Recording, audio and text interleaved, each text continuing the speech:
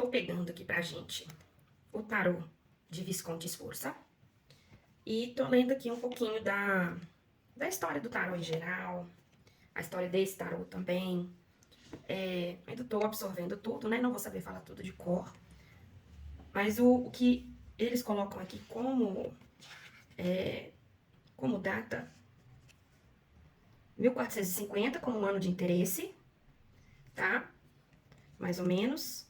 Era uma época que o sul da França e o norte da Itália tinham muitas cidades-estado, sempre em guerra, e as famílias Visconti e a família Attendolo, que acabou tendo o apelido de Sforza no final, essas famílias se uniram e, como comemoração de casamento, de aniversário, de nascimento, eles pediram para fazer as cartas, tá?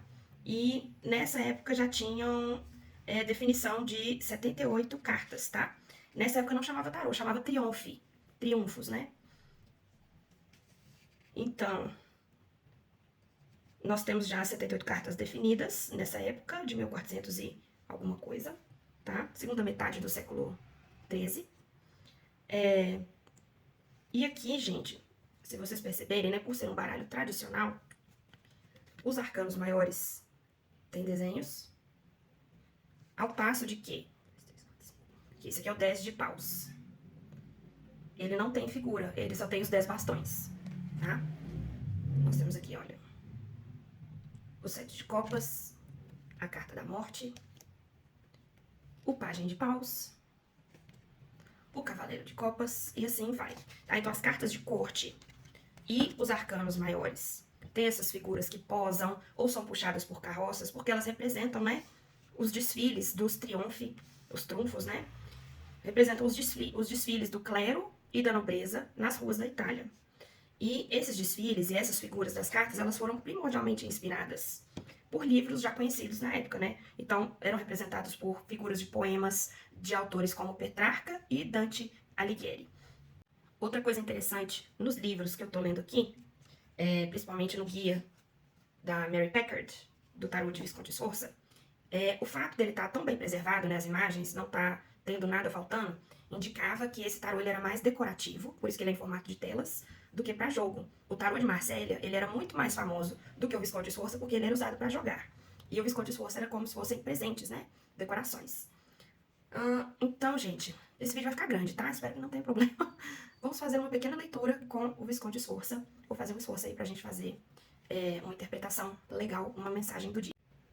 Vai dar um pouco de trabalho aqui pra embaralhar. Né? Então, eu gosto de fazer assim. Eu pego ele assim e jogo aos pouquinhos. E assim eu misturo.